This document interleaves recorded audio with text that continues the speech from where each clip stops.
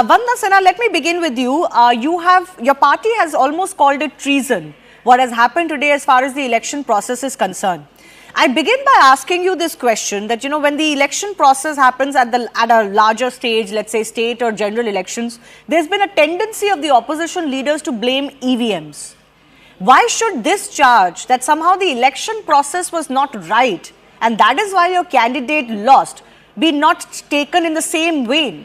Because it seems like there's a pattern that every time the opposition loses an election, they cry about the process. First of all, I want to say Shivani, as we earlier said, because BJP, it shows the fear of BJP with the Indian Isles. Because since beginning, the election process was wrong.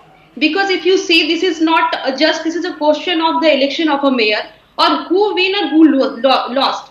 But the only thing, now this is the question of democracy of India. How the BJP is killing the democracy. Because the first of thing, the presiding officer, which was given by the BJP, he himself was a person of a BJP, and which is not constitutional. First of all.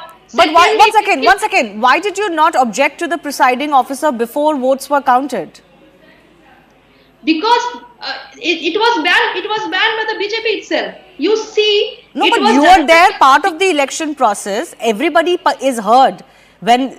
There is a presiding officer, there are people overlooking the election. So if the presiding officer was the problem, why were the ballots even cast today? Why were the ballot box open today?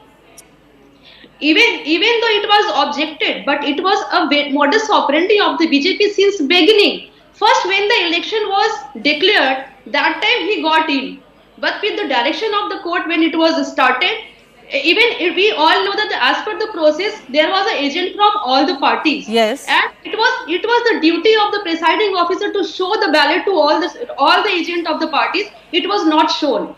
Though it was very much clear to I think the entire country has seen the entire thing. How the presiding officer has taken the ballot from itself and double marked and made it invalid and declared that the BJP won. Okay.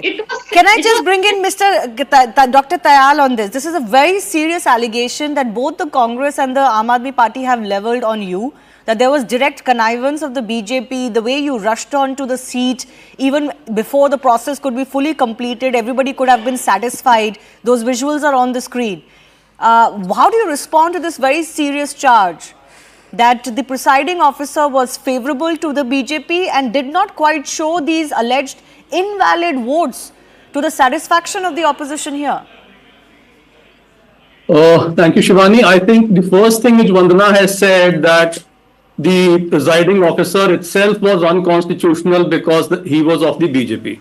Now, that is a serious ignorance, I would say, on her part, because the manual says, the rule book says that the presiding officer has to be one from among the councillors of those who are not contesting, right? So, and in any case, he's a nominated councillor.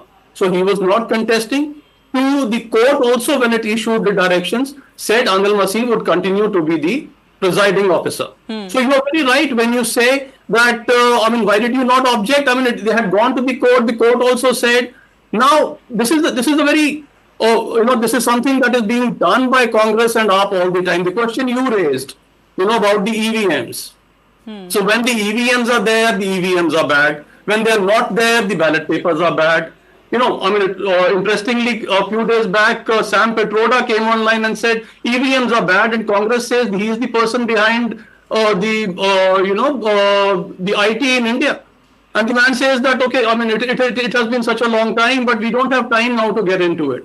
So it is always to somehow play the victim and then blame the system. So okay, but how do you respond? One second. How do you respond to the specific charge that those votes that have been declared invalid, that there is some conspiracy there? Because those 8 votes were make or break. The BJP and the Akali Dal, that is not your alliance partner but voted with you in this case, you didn't have the majority. So, the entire election process has been held most transparently. All of it is on camera. Right? So there is nothing which is not there. They've gone to the court. The court has held a hearing for tomorrow. Right? It has been televised. It is all there. So if there is anything, we will know tomorrow. So what is what is there to, talk about today? Okay, Arshpreet. Camera, the evidence is sealed. All of it is available. So we'll know, but here is I'll tell you what the background of the whole story is. I think it is very important for the viewers to understand what is the background to the story. Yes, very quickly, please. Yeah. Yeah, the background to the story is that this whole thing was pushed up while India Alliance was still there. And then now the India Alliance is, RIP. So the situation is, original offer by the Congress to Aam Aadmi Party was, we will have the MP, you can have the mayor and the senior deputy mayor. So we will have the MP and the deputy mayor. Now, the MP was not agreed to. Now, if Aam Aadmi Party MP mayor becomes, then he becomes a serious challenger to the Congress MP, which they don't want. Hence, and since they don't have an alliance anywhere else, it was simple for all Congress people to invalidate their votes.